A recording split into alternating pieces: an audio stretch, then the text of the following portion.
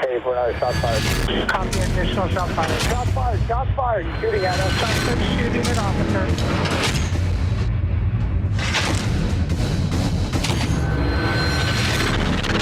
Suspect down.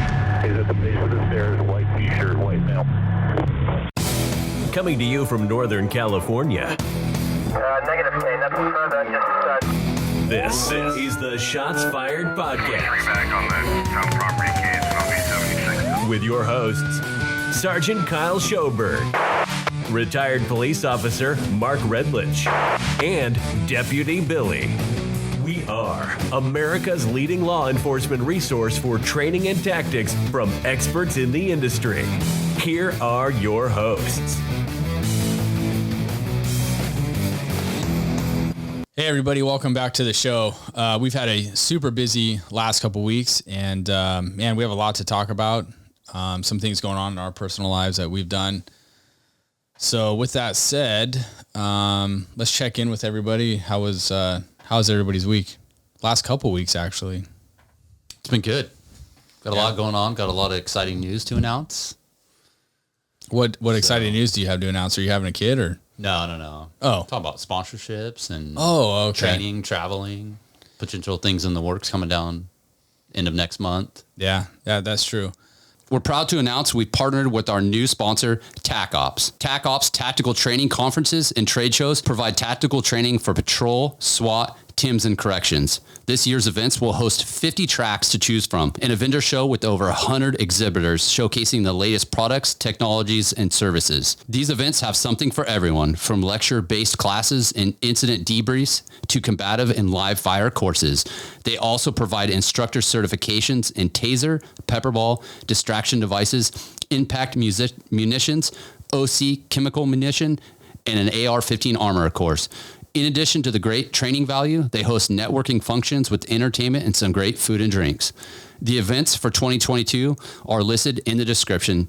Please check out their websites, swatconference.org. And speaking of sponsorships, make sure you guys check out swatconference.org and check out some of their training classes they have coming up, specifically the conference in April, end of April. So if you're on the East Coast and you're looking for some good training, great conference to go to. Check out their conference they got coming up.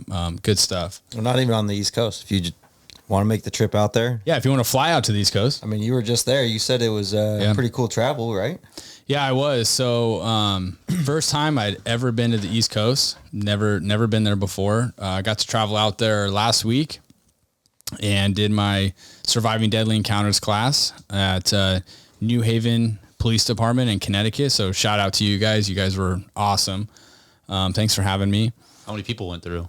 Let's see. There was probably about anywhere between 30 to 40 officers each day. Wow. And it was a 2-day class. Yeah. So it was pretty good. But the class is in 2 days. You did 2 1 day. Sorry. Yeah. It was one day class. Yeah. And I did it 2 days back to back. So, I got really good feedback from a lot of their officers that are in their police department, and they seem like a really solid group of men and women that work there.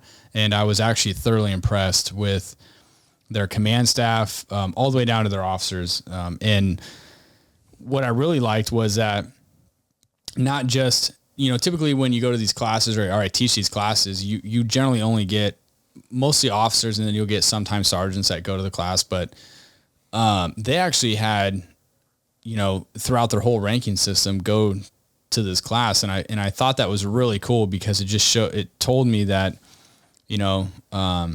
they're invested in their people, their training, and just what they're getting themselves into. So I thought that was pretty cool that they had command staff go to the training. You don't see that very often. No, and that's really important. I think it keeps them connected to what's actually happening. Exactly. So I had a good time doing that. Let's see here. I went to New York City, went into Manhattan. I've never been there before. And I guess I really didn't know what to expect. And it was like, we got in at by the time I got into Manhattan, flew in, got the rental car, hotel, all that. It was like 1 a.m. And I felt like it was the middle of the day on a Saturday, but it was 1 o'clock in the morning. I could not believe how many people were out and about. Wow. I mean, bumper to bumper traffic, even at 1 o'clock in the morning.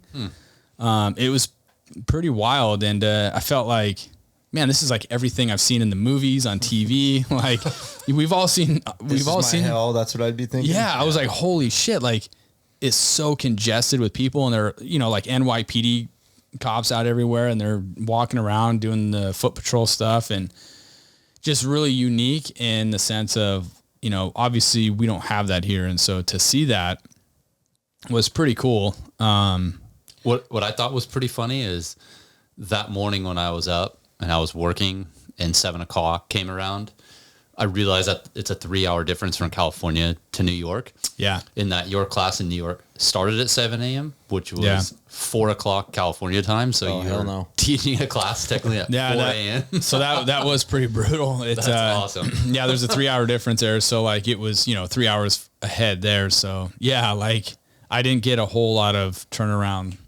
sleep time, but that was brutal, but it was good. I mean, good feedback. I really enjoyed it. Did you notice a difference in like law enforcement culture between East Coast and West Coast? Because I mean, I've always, I've been to the East Coast, but not in my law enforcement career. I don't think. I'm trying to think. Not where I really knew about law enforcement, and I've always heard there's definitely a different culture. Just a look and everything, uniforms, all that. They're all kind of a little bit. It was different than we carry ourselves, so not better, not worse, just different. No, there was actually. And I was in Connecticut and New York. And so when I was in New York, naturally I went up to a New York PD guy, and, shout out to his last name was Fernandez, but, I was BSing with him. That guy. Yeah, I was. This guy's just trying to enjoy. Hey, how's it going? Yeah, enjoy his coffee. I'm a cop too. Like, I was that guy. Because you do that to every cop that comes up to you that's from another state. In all fairness, and I'll post a photo here on the show, but I wanted to take a photo with him. I had the Shots Fired podcast sweater on. You were so that I was trying to represent, dude. I was trying to represent. You carried around patches like, here, you want a patch? Yeah, no, I didn't do that. I didn't do that. But I was just chatting with him, and like just everything about, I think probably the culture is different on the East Coast. And like we got to remember, the East Coast was developed 200 years before the West Coast, so everything back there is very old school. Well, there's long-term traditions. Oh yeah, long-term traditions, and within the police departments too. And so, if you're an East Coast cop listening to this show, like drop us. You can drop us a comment on this, because I found it pretty interesting. Like even command staff members, right? Like they wore a different uniform than everybody else, and I wasn't used to that. I kind of like that. Different color, like everything. Wow. To identify themselves as, a ranking official or whatever. But, I found it ironic that in talking to a lot of these cops that went to the training, and these guys were like, they work at a busy agency. Like they're busy. And, he's talking to their street enforcement guys, their plainclothes detectives and all that. They operate very similar to how we do. I think they apply. Our West Coast tactics have, I think, trickled over to the East Coast, to some of these busier, bigger departments. I won't say that for everybody, but at least engaging with them and talking to them, it sounds like they operate pretty close to how we do. Well, I don't know, because I've never worked there and never met them, but I don't think there's like a huge difference in like the actual policing. I think our goal is always the same, to safely enforce the laws and keep the community safe. So, I think that that's pretty much what we're all trying to do. And there's a few different things, but that's, you worked in a neighbor agency, you worked in a neighbor agency. We do things completely different than each other. Yeah. In all those. So I think, obviously there's going to be differences, and maybe more drastic as you get further away. But I think that they're cultural and history. Yes. And the history that, that's just in general, the West Coast. We don't have history that much. Not much. Yeah, no, not like they do. We have 1850s, I'd say, it would be like when our history kind of really starts, if you take away the missions and stuff like that.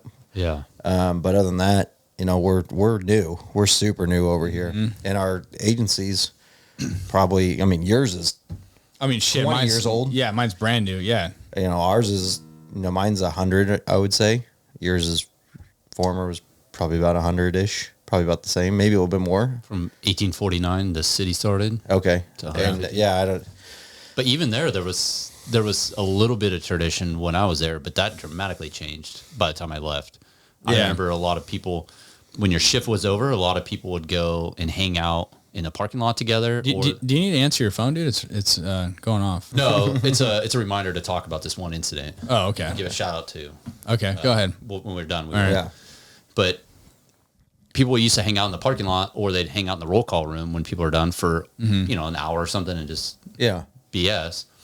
And then they switched people's schedules, so it was an hour difference, and that just ruined it. And then it's just, there's 3 of us that are off, so you're just going to go home. And that culture changed. And yeah, I know that when I worked in our corrections on the final day of your week, most of the time you try and go to breakfast, because I worked at graveyards in the morning, and there was a place that we all went to and had a beer. What's that? Had a beer. Yeah, or 2. And I think I've heard that tradition kind of has kept going, but I'm sure maybe it hasn't. I don't know. Maybe someone who knows from my department can pipe in. Yeah, I think it's called choir practice or whatever. Or never heard that term. Yeah, whatever. Maybe that's like when your graveyard group gets together and has a couple beers when you get off. I did that a lot at my old agency, not so much at my new one, but that's a cultural thing. Like well, that's an important thing. I think no matter what, whether it's cultural or not, you have to know who you're working with, and you don't have to love them, but you have to kind of like someone at least. Yeah. And you have to trust them more than anything. Yeah. And, at work we can, who someone is at work, but it can be completely different once the uniform comes off. And you get to see who people really are. Yeah. We're all a little reserved, especially nowadays, since we're all on camera. Yeah. So we're all a little more reserved about some things. Yeah. We don't want to talk about maybe what just happened. That hey, what were you doing here? Or what, wait. I saw you eat shit with chasing that guy or something. You're not going to say maybe on camera while you're still doing the investigation, but after hopefully you rip into them a little bit. And they have thick enough skin to be like, because we've all done it. Oh yeah. Yeah, I don't know. It was just, I don't know. They treated me very well. Command staff took me and Steph out to dinner and stuff, and so that was very cool. It was a cool experience, man. Like I'd never been there before, like I said. So, I got to go to Ground Zero too. That was really cool. Like that's been on my bucket list, honestly, for my entire adult life. Is like, that's something that I've always wanted to do, was to go to Ground Zero, kind of experience that, soak that all in. And we got to do that. And, I tell you what, man, like just being down there, at the footprint of the World Trade Centers, which are now the pools, and they have everyone's name, inscribed, that lost their life that day. It was just kind of like surreal. It was kind of everything I thought it was going to be, or how I thought I was going to feel. And that was just standing there. And I remember looking up, just thinking to myself, like people jumping out of those buildings and windows and stuff, and it all happening right here where I'm standing, and a lot of where we are in our country, and just all the soldiers that, were in the military or joined the military after the fact and went to war and stuff. It started like right here. I felt really, I don't know. I just felt, I really enjoyed doing that. Well, you were what, 13 or 14 when that happened? We talked about this on a prior episode. No, I was a sophomore, I think, in high school. And I swear to you, if you ask anybody what they were doing on 9/11, they can tell you. Yeah. And I know for a fact, I know what I was doing. Like I was getting ready for school. My mom told me what happened. I was watching on TV, and I watched the second plane hit that second tower. And so, I just to be there was, man, it was just really, really cool. I would encourage everybody, if you ever get the chance, go there, check it out, pay your respect. And to this day, there were people there putting roses on names. Yeah. And you saw that? Oh yeah. Wow. And paying their respect. And this was actually pretty incredible. Paying their respect to whatever loved one they lost that day, they're paying their respect to. And, there was one incident where this older gentleman went up to this name inscribed on the pool, put a rose there and was praying and stuff. And dude, it was pretty fucking cool. Like everybody that was around the pool, nobody said anything to each other, but could see what was going on. Mm-hmm. Everybody backed off. Nobody took their phone out. Nobody took pictures of this guy. They literally left him there by himself and let him do his thing. Wow. It was, I mean, dude, it's pretty super impactful. It was like, wow. Like it was, it's just like an emotional thing. And, people paid their respects. Like they let him do his thing. And, I was kind of thinking like, oh, people are going to take photos of him. Not one person took their phone out and took a picture of this guy. They let him do his thing. And, so to me, I'm like, okay, people in society still have, decency or whatever, but compassion. Yeah. It was just, fuck, man. It was pretty wild. So if you get the chance, go check it out. I'll never forget that. Well, maybe I'd like, hopefully in 3-4 weeks, we might be, depending on schedules and stuff, maybe we'll be out there. Yeah, so that's true. We're going to try to head out to one of the conferences that our sponsor is hosting end of April. Hopefully we'll see you guys there and set up our booth. We'll do a podcast at the venue. And we'll interview some of the instructors there. So that'll be pretty cool. So we just got to work out some details, and if we schedule it, we'll let you know. Logistics, dude. Yeah. In the management world, that's the cool buzzword is logistics. Oh. Yeah. Oh, you're a manager now. I mean, technically. Technically, you're a supervisor, which is less than a manager. Wait, it's actually pretty scary. Supervisors just kind of look over. Yeah. Managers actually manage things. Whatever. But that's fine if you want to jazz it up. Billy, let me get into this real quick. Our buddy on Instagram that's been around and followed the podcast before I was even here, that supports the Shots Fired podcast and constantly is hitting us up, and you guys and everyone on Instagram, is Code One. His buddies a few days ago were involved in a major traffic accident, responding to a call for service. So they are in critical condition. So if you would please check out his Instagram, which we'll post on, it's Code One. And they've set up a GoFundMe. Their goal is to raise $100,000. They are 10% of the way there. I'm going to actually donate, so you could see my name, Mark R. That's going to be on there to help support him. But check it out, and then we'll put the link to the GoFundMe on that as well. And then please share that with all of your friends in law enforcement so we can help a brother out. So it's Code One, and we'll put that link on there. Yeah, and I'll put the link of that in the description of our show notes. And they're based out of Australia. Yeah, the Queensland Police Department. We've given him a shout out before on the show. Cause he's a super, supporter of us, and, we want to support him and his friends. So, we'll donate. And, like Mark said, hopefully, and even if it's not a big donation, like go in and just help them out. Right. Yeah. We're all in this together. Yeah. A little bit will go a long way. Yeah. It doesn't matter what country you're from, or in, we got to help each other out. So, I'll put the description in the link. And if you can help out, go for it. It's the brotherhood, sisterhood, whatever you want to call it. Yeah. It's, it doesn't have borders. It doesn't have, nationalities or anything like that. It's, and someone needs help.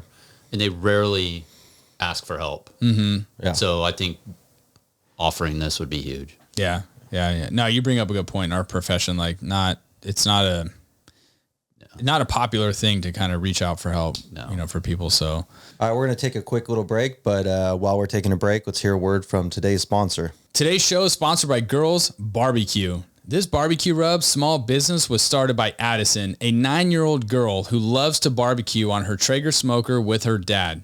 She couldn't find a barbecue theme apparel for girls, and that inspired her to start Girls Barbecue, where she sells her own barbecue rubs and apparel. Addison and her dad consulted a pit master from Tennessee to help dial in her rub recipes and then had them professionally bottle them with premium ingredients. She's been featured on local news stations, and you can find her barbecue rubs at most Sacramento area Ace hardware stores and some in butcher shops. All profits go to her college fund. Please support a hardworking young girl who's already working to save for her college. You can find her Instagram at girls_barbecue and her website www.girlsbarbecue, that's bbq.com. All right. So thanks, Addison, for sending us your barbecue rub. Man, we really appreciate it. And you guys, if you're listening, go to the website, pick up her barbecue rub that you see here in front of us. She's got 4 different flavors, and we were able to test some of it out. It's fantastic. Tastes great. Please support her and go check out her website again. Pick up yourself a barbecue rub. Who doesn't like to freaking do some barbecuing in the summer using your smoker? I just bought one last year, actually, and man, I used the hell out of it. So pick up yourselves a bottle of rub, support her, and I mean, you can buy it online, right? Absolutely, buy it online. Yeah, go buy it from her website. For those not in the area. Yeah, and follow her social media. We'll post all these on the description of the show notes, but let's support her and her cause. I think it's a fantastic idea. She's 9 years old, already an entrepreneur. That's freaking great, and trying to save up for her college fund. So let's support her. Yep. So let's see here. It's been things going on. We kind of had a small discussion about a little viral video that was going around. And that was from an agency that got into it was like a car chase, whatever. Do you want to describe what happened? And I saw the video, but someone sent me the video, and it was, it's sent out as to be like a funny video. And it is funny. Like when you watch it, it's funny, but overall, it's not, potentially it could not be funny, right? Especially, off air, we were talking, dude, there has been so many cops shot in the line of duty already in 2022. It's very concerning, and we have to learn from these mistakes that are being made. And not always are there mistakes by officers to get themselves in that situation. Like, of course not. But there are certain times when we all make mistakes. I mean, I make them every night. We all do. Mm-hmm. Where we put ourselves in a bad situation, and you go back and look at your body cam footage or, I don't know, surveillance footage, like whatever, right? And you're like, wow, I could have done this a little differently by putting yourselves in harm's way. Well, I think in this case, I don't even think they knew that they were doing anything wrong until you look back at the video. Yeah, and then you go, oh my gosh, I think you could learn from that. Mm-hmm. So what? But I mean, like rarely do you notice it in the moment. True. In the moment. That's true. In the moment. Like, I mean, I know there's been a couple like pursuits, we'll say, because those are at the top of my mind, where it's all said and done. You get the guy in custody, you're looking at your partner, and you're like, well, that worked out, and you're sitting there and like, that's the best you can say about it. And you're like, fuck, like, that could have gone bad. Oh yeah. 40 different times. Well, and that's why I say in 2 minutes, it could have gone bad 40 different times. Yeah. Like, oh, okay. Well, the stars aligned for me today or for us today. And it worked out, but it's actually a horrible feeling. Yeah, it should be. It should be a bad feeling. And like, that's why I said it before, like, don't confuse good luck with bad tactics, because just because you got lucky, like you're just saying, doesn't mean the tactics that you used, to accomplish the goal, like, doesn't mean that they were correct. And so that's where, like, we need to look at these videos and debrief stuff and like learn from that stuff. But these guys for sure got. Well, what was it? Yeah, go ahead, tell everybody what it was. I don't even know what it was. So, vehicle pursuit through like a residential. There's a helicopter camera view, and I don't know. I can't imagine it was a police helicopter. I think it was a news media, because those officers, there was no information. I think it was. Yeah, it was like a media helicopter. Vehicle pursuit, car blows a stop sign. Tell them what the pursuit was about. Like, why were they pursuing the car? Well, he's wanted. Yeah, the original want. What was the original want? Do you know? I don't remember that. I thought it was like a bank robbery, or it might have been a robbery. Felony want. Okay, whatever. So he ends up getting pursued, crashes, car gets disabled. He jumps out, and it's a bigger, heavy set guy, like 300 plus, not moving quick, definitely not getting over a fence. Maybe a struggle to. It would be a jog of one full block, and he would be done, like a heavy, big dude. So he decides to run back the direction that he was originally going. So he doubles back. Towards the cops, or no? Yeah, but the cops aren't quite there yet. Okay. And then he's on the sidewalk, and there's cars parallel parked on the street, and he's on the sidewalk, patrol cars are coming down the street and he just kneels down behind a car, and all the patrol cars stop right next to him, jump out and stand next to that car while he's kind of peeking at him, like kind of looking creepy looking at him.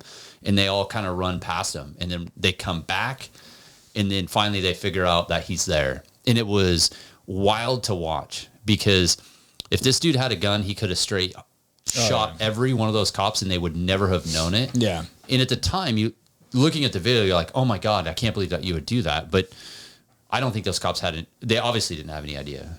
But that's just the video. Like, it was. Yeah, I mean, I don't even know if that's necessarily horrible tactics necessarily. Well, I think what it comes down to is just, just when you have something like that, I think it's important to just kind of stop and slow down, and not like they just kind of took off running, right? Thinking like where they thought he ran. I think that's you're going off of what you think, right? Versus So what you know. You don't know. You have to do something. So what are you going to do? So I personally, I think you do have to do something. So at that point, that's when you just stop, right? And then you set your perimeter up, and then identify who your search team is going to be, or whatever. But you slow things down. Is that car cleared at this point? Like, did they know no one was in the car? Did they call someone out? I mean, are they confident? It was like 10 seconds. That's what I'm saying is, like, Yeah. I mean, I'm not gonna see a car maybe still like I was 10 seconds behind, like you said, and I'm going to be like, all right, I need a perimeter right away. And I think the car was still kind of rolling a little bit, so maybe the cops saw it rolling. And I think Bill, you brought up a good point. Like, you got to do something, and they were just doing something. And maybe this is one of those cases where it's like, okay, well, that was turned out good. In the future, this could happen. Well, I think that, yes, no matter what, they'll probably look at that and Monday morning quarterback it, and we can all sit there and go, yeah, there's some things that could have been done better, but that's every single call. Yeah, every single, okay, maybe not every single, but pretty much 95, 99% of the calls, you can sit there and you can go, okay, I could have done this better. I could have had this position better. I could have done this better. Well, we can do that, and that's good. That's training. That's a good debrief that I think most, if not everyone, should be doing. Mm-hmm. You should be debriefing no matter the simplest of calls. Yeah, but you'd be amazed. Not a lot of people do. Debrief it real quick. If it's just you and your partner there, and it was a simple disagreement between people, and verbal only. Okay, hey, when you went in, I was thinking this. What were you thinking? And I saw you did this. Why'd you do that? I did this because of this. And then, I don't know why. I didn't know why you were doing that, but I trust you. We went back to that trust thing. Yeah. No, and you bring up a couple good points. One is, I think we get caught up in the whole, like, chasing the rabbit thing, and we're all guilty of it. If someone runs, like, we chase, right? Like, that's just like the nature of our job, is we want to catch the bad guy. And one thing I've learned from talking to, air ops guys, and we're still going to get Mike on this show. Well, we're trying to work that out right now. With scheduling wise, it's just been kind of difficult. Who works in air ops, but in talking to him and some other guys, chasing the rabbit can be a very dangerous thing, especially if you have air support overhead, right? Like, let them call that out, and try not to get sucked into that. But I think in an instance where you got a runner, and you don't maybe exactly have eyes on him when he's fleeing the vehicle, and you just kind of roll up, and then, like, boom, the dude's out of the car, and driver door's open, and he's obviously bailed from the car. I think maybe slow down a little bit. Yeah, but this is a hard one, because you look at it and you're like, oh my God, I can't believe they did that. But if there's no air support, and this was never on video, it would have just been, shit, that's crazy where this guy ended up. I haven't seen it, so I'm just going off of what you're telling me, and from what you're telling me, it doesn't sound that bad. It seems like it could have been done better. Yeah, it just like the dude basically bails from the car and then, like, doubles back and takes cover behind a car right next to his car, and all the cops just run past him. So that's dangerous. But it's just one of those things where it's like. And I don't know. I guess something to think about. It's just something to think about. Yeah. So like what's your worry there is that this guy's got a gun and he's gonna potentially could be. Okay. So the other solution is they get out of the car and they stop right there, which was right where he's at, right? Like, what do they do? Do they get out of the car, move to the back, move to cover on the driver's side, on the passenger side? Who knows at this point? Yeah. And so they're sitting duck. Someone's a sitting duck.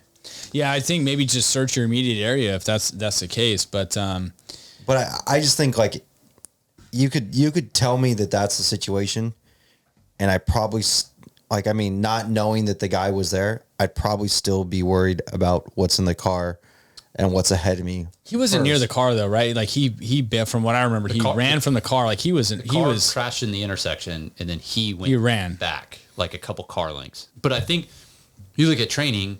Naturally, you're trained to drive right up on the car, set up on it like a felony stop. So about where they would have stopped, right? Yeah, exactly where they stopped. And then what suspect runs towards the cops? Everyone you expect to run away. And this dude went towards the cops. So I think, I mean, in this one, I guess, I don't know. I think fortunately it worked out. But I think that from what you're saying, I can't really fault those officers for anything. No. Yeah, and I'm not faulting them either. I just think that it's just one of those things where you watch that and you're like, damn it, like that guy could have easily picked at least one or two of them off. And it's like, all right, I'm going to remember that in the back of my head now, like next pursuit, that we get in. Jump out and look on the other side of a car. Yeah, it's just a friendly reminder, right? Like, hey, like just scan your area, right? Like don't just run blindly. This is daytime? Yeah, it was daytime. So, I mean, now it's nighttime. Put it at nighttime. Yeah, it's even more dangerous. Then what? Yeah.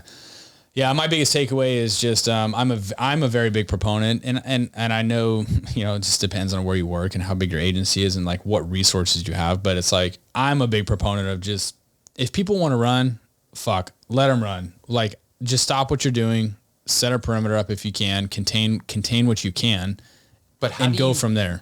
How do you train that? Because at the end of my career, I had the discipline not to do that, but that's because I had done that excitement. Yeah. And I think a lot of it comes down to A, what size department you work at, B, like how busy is it?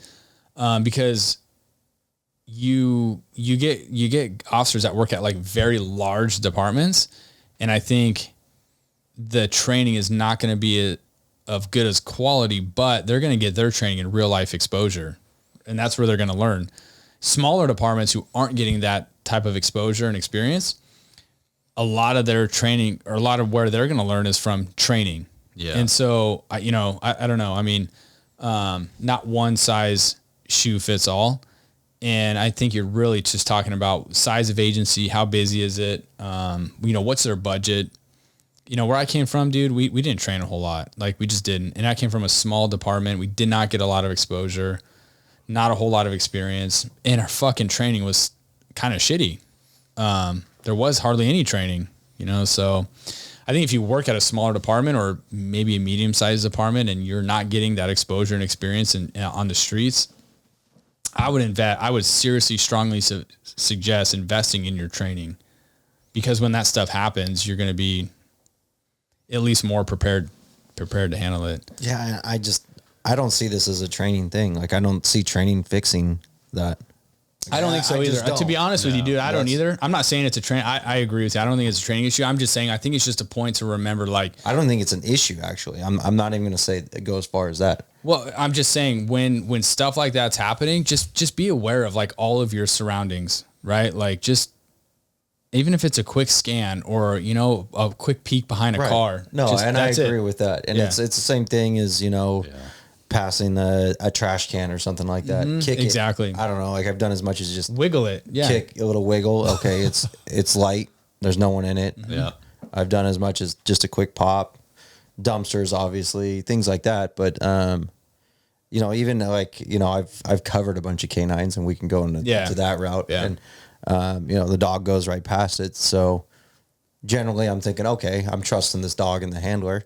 But it has happened where the dog's gone right past something and been like, oh shit. Dogs miss people for sure. Yeah. For sure. So and that's kind of, you have to weigh that and talk to the handler too, because tell me I'm wrong on this, because you should know better. If I take, my handler, when I'm working with a handler, his worry is his dog and what the dog's doing. Yeah. And watch, he's not looking ahead at that guy who could be sitting there with a gun. So if I stop and I go and I pop open that trash can and I look at it, bad guy's there with a gun, Yeah, I would Just say to- you just- probably should. So that shouldn't happen. And so what should happen would be like, if like, let's say you have a search team together, right? Like take this scenario we're talking about and you have a canine there and you had a search team together. What should happen is the dog and the dog handler should put his dog in the area that needs to be searched. Now, like hypothetically, can a dog miss a person? For sure. Like it happens all the time. I shouldn't say all the time, but it does happen. Now, if you're on the search team and the dog is there and you come across a shed, garbage can, an area, some bushes, bush, something that hasn't up a tree. Exactly. That hasn't been checked. What we tell our guys is, as the dog handler, we say, hey, I don't want you to check the shed. I don't want you to pop open the trash can lid or whatever. Like if we missed it, we bypassed it or whatever. I want you to tell me, hey, I have a shed here. I have a garbage can that has been checked. Bring the dog back over to you. Let him check it. If there's no alert, fine. Let's just check it. So as a dog handler, and if you are a dog handler listening, you should not be bypassing that stuff. And if you're a patrol guy who works frequently with dog guys, like, dog guys, handlers may miss shit with their dog. Fine. That's like, we're human, but just point it out and then have the dog check it. Yeah. Don't take it upon yourself. Or tell them, hey, there's a trash can here. You mind if I check it? And I've done that. Fine. Before too. If he says yes, then fine. Yeah. Just peek at it real quick. I'll peek it real quick. Yeah. Or once again, I'll be walking by and I'll kick it. If it falls over, it falls over.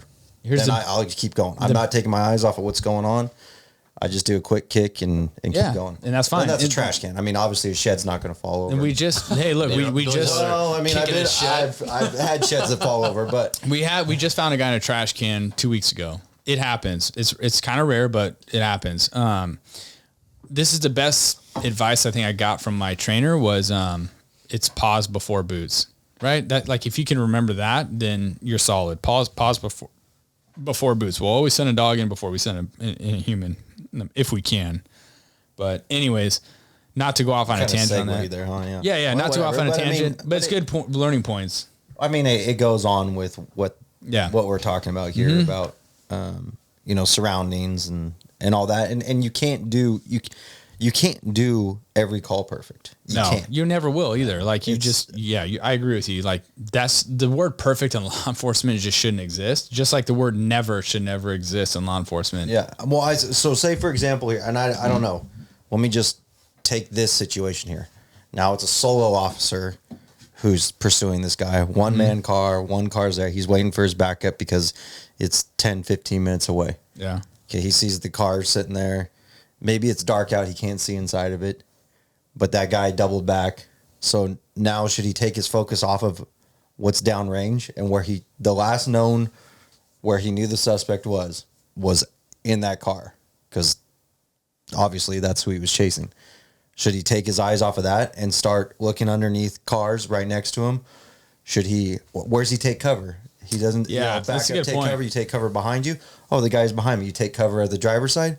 Guy's on my driver's side. To take cover on the passenger side, you can't guess on it. So you have to go after what you knew. Yeah.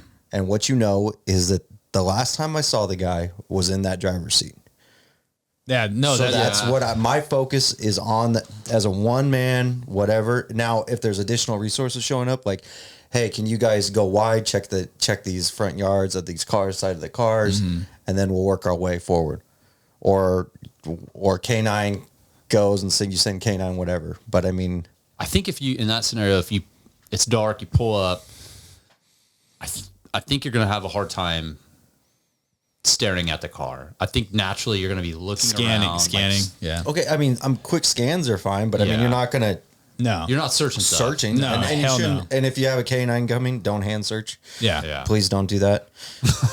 I mean, you'll. Never do that. Never do that. Like if you call for K9 and if you see the guy, freaking go after him. Do what you got to do, as long as you can safely do it. I think that. Yeah, it's kind of brings me back to a story that happened. Probably it's got to be about 10 plus years ago, and a deputy in a local sheriff's jurisdiction here, not a little ways away. Right. Okay.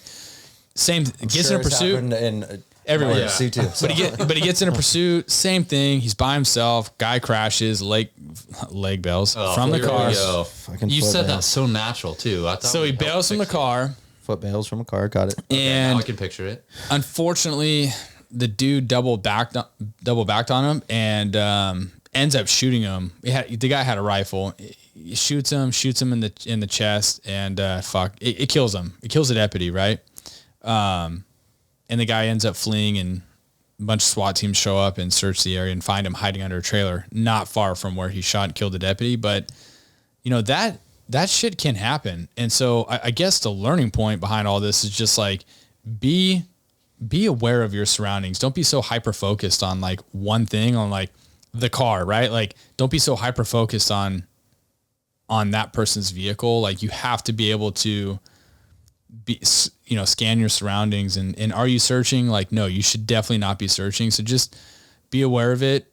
Be aware of your surroundings. I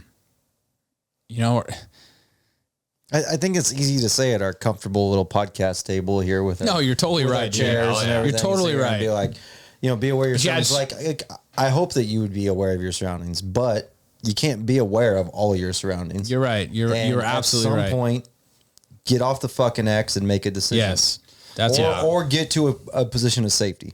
Yeah. And it's hard to do when you're in a car in the middle of nowhere. There's probably no safe area. And it may not be, you say get off the X and take over, like it may not be your patrol car, and that's fine. No, like that's great. Yeah, get away from the patrol car. If you have good cover of another parked car or tree or like whatever, like go get cover there, because that's where the bad guy doesn't think you are. I don't know how many times we've had shootings where a guy jumps out of a car. We've seen shootings where people have jumped out of a car and started shooting at the car. And what do they shoot at? The headrest. Yeah. Right? Yeah. You shoot the headrest. Go search it online. You can find bullet holes in headrest left and right. And it's that officer got out of the car because especially at night, you got all your takedown lights, you got all your lights, you're blinding them, you're doing your best. And he shot. Where's the last place? I saw that person. Yeah. And that's the same thing that we do, right? Yeah. Totally. And that's what I'm saying here is the last place I saw this person. And that's not necessarily where they are. So don't go running after them. Exactly. Running up to it. But you have to work off of what you know. Mm-hmm. I can't sit there and go, shit, he could have a jetpack and he could be flying over the top of me. Because, hey, it's possible, right? Sure, it's possible. Well, a helicopter came and picked him up. He's, and we live in a 3-dimensional world. So clearly look up.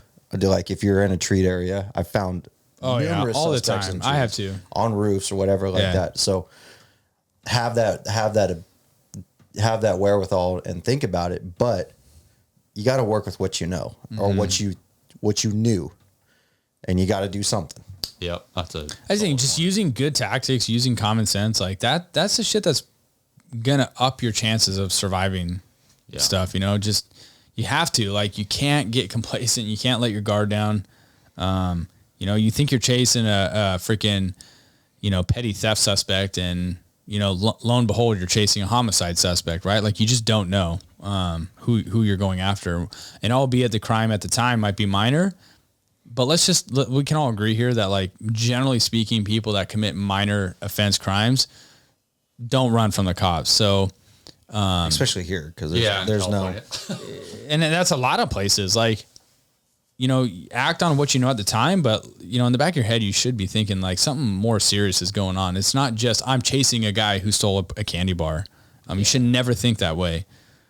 So anyways, that's kind of my 2 cents on that. But it was more like 52 cents. Actually, it was like probably 30 minutes. Anyways, whatever. You guys all weighed in your opinion on that. Sorry, I have an opinion. No, that's good. It was great points. Yeah, it's a good conversation to have. These are good conversations to have in briefing. Sure. These are all good whiteboard exercises if you're a supervisor, or even if you're an officer, like, and your sergeant's not doing whiteboard exercises, the what ifs. Yeah, like, be the guy or gal that steps up in briefing and says, I want to do this today. You should be doing whiteboard exercises in briefings. You should be throwing out scenarios in briefings. And I got news for you. Like, mommy and daddy, your supervisor, are not always going to be there to hold your hand to get you through a horrific call. Your supervisor may get taken out of play for whatever reason. Maybe they got hurt. Or maybe they're the one that's in that pursuit. Yeah, you better be able to know how to handle these types of calls on your own. You have to. I mean, you're in a profession where you can't rely on everybody else to do everything for you. Like you have to know this stuff.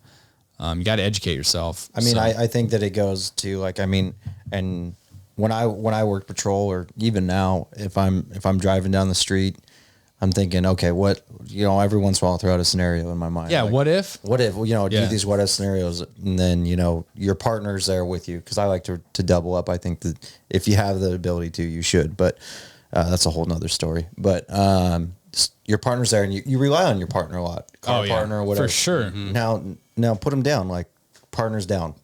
Now what? I got, like, what do I do? Yeah. Like if you don't know what you're going to do if your partner's down, like, I thought about it. Yeah, it's too late. I thought about it. I'm doing the best to get to my partner.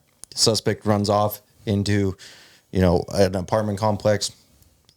Hey, I took care of that. That problem's solved right now, right? That threat's gone for the time being. Partner. Yeah. Or whatever. Or there's some people like, oh, I'm going to go chase that partner or that bad guy. My partner is going to self, aid or he's already hurt, to the point where he's not going to make it. I got to go protect the public. Hey, if that's you, that's you. That's not me. Mm-hmm. No, I agree with you. Yeah, my partner, I'd be getting my partner out. Yeah. Mm-hmm. But these are the conversations like that need to be had before it happens and not trying to figure it out while it happens. Because if you're trying to figure this shit out like after the fact and it's happening, you're fucked. I mean, there's just no other way to put it. But that's not training. I guess you would call it training, but it doesn't have to be formal training. No, it's mental training. Just, hey, I'm leaving my station, come out of the station. There's a guy with a rifle sitting here, just starts just offing people. Cause that's where we're at in society now. That's a definite potential. No, fuck, dude. I had a guy. What do you do?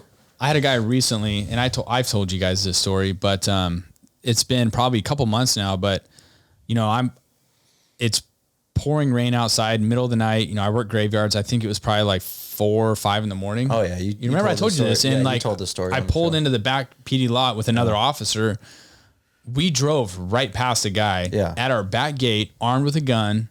I didn't even see him. I have no excuse for you as to like why I didn't see him, because I'm so caught up in the moment of driving in and out of the PD parking lot so many times. But that's not your fault. And I don't think it is. I don't think anybody thinks it is. It's just one of those things where like you get stuck in these routine things, right? And even at your own work, my own police department, I drove past the guy. I didn't see him because it's just the way that the back gate works out and how hard it was raining. It was dark and he was on his knees. After we park our cars in the back lot, he ends up shooting himself in the head and in the chest. He shot himself twice. Fuck. Right at our back gate. Now, that was scary, right? Because I'm like, holy shit. But if you think about it, while I'm sitting there waiting for that gate to open, that guy could have very easily came up and ambushed us and shot. But an ambush is an ambush. Exactly. Okay, yeah, that's like true. And there's nothing you can do to prevent that. You can think about ambush, and you could always be this hyper vigilant person who's like, I'm thinking I'm getting ambushed. I'm thinking I'm getting ambushed. Maybe that's unhealthy. You got issues beyond that. That's super unhealthy. Like, you could have like, if I get ambushed, this is what I'm going to do. Like that's something you can prepare for, especially going into your station at a gate. I think most have gates of some sort that are probably slow as fuck. Like, oh yeah. And you're forced to sit there while it's opening or closing or whatever. And you're like sitting there. And if it's the end of the day, you're like, if someone wants to do that to you, they're going to do that to you. Yeah, I'm going to get this beer. There's nothing you can do. And several people have asked me like during trainings and shit, like, oh, how do you train ambush? Like the short answer is you just don't. Like you have the best situational awareness as you possibly can. But the reality is if somebody wants to fucking ambush you, like, I'm sorry, it's your day. Like you're going to get ambushed. And I just pray to God that either they miss, you don't, you get fatally wounded or you can react to it. But my point is in telling that story was, not to say that you can, prevent an ambush, but you said like running the scenario through your head of like pulling out of the station, a guy with a rifle, like, yeah, that's a real fucking possibility nowadays. And so like when that happened to me, do you think I just roll into the station now? Like kind of just blindly? I don't. Like now I'm always looking at those blind spots where I didn't see that guy, and I'm paying attention to that. So it's all a mental game. You know, like Billy just said, I would be rolling around playing those mental games in your head all the time. Like you're driving around, you should be mentally rehearsing this stuff. You know, you stop at a red light. How many people walk in the crosswalk, you know, while you're stopped at a red light? You know, all the time. You know, I've imagined like, what if like someone walking in the crosswalk decides to either A, attack me, or B, pull a gun and shoot me? Like, what am I going to do? I mean, that's a real thing that could really happen. And I don't want to say that you should be doing it all the time, because that's also unhealthy. It's no, very it's just, unhealthy but to be like always. I mean, like you think about it, if you're always up here thinking about shit like that, you got to bring it down. Yeah. You got to bring it down. And maybe while you're at work, you're always up here. That's fine. Or, you know, to a certain extent, yeah. You don't want to be. You're gonna have to take a break at some point. Like conditioned black all the time. Yeah, like no way. No. And that's dangerous for you. That's dangerous for the public. For everybody. That's dangerous for everything. Yes. But think about don't be it. sitting there like, oh my God, I'm thinking about this. I'm thinking about this. I'm thinking about that. You're like, hey, turn not the radio up, but I mean, you know, relax a little bit, whatever it is. Take a sip of your soda or whatever it is. And chill the fuck out. I mean, chill out a little bit. Yeah. But think about like what would happen. What would I do? Like there's a few major scenarios, and most of it is ambush type things. And like, what am I going to do? Yeah. Yeah. I think it's a great point. I think it too, like the longer you do this job, you kind of get in the mindset of like complacency or whatever. And like some veterans probably stop thinking about those things. And I think, I have 15 years on and I'll still role play that stuff in my head every once in a while. Like, what would I do? So I think that's probably one of the best trainings we can get, because unfortunately in our line of work, like you're only going to get probably a few training days a year with your department. Yeah, but make your own training too. Like it doesn't have to be formal training.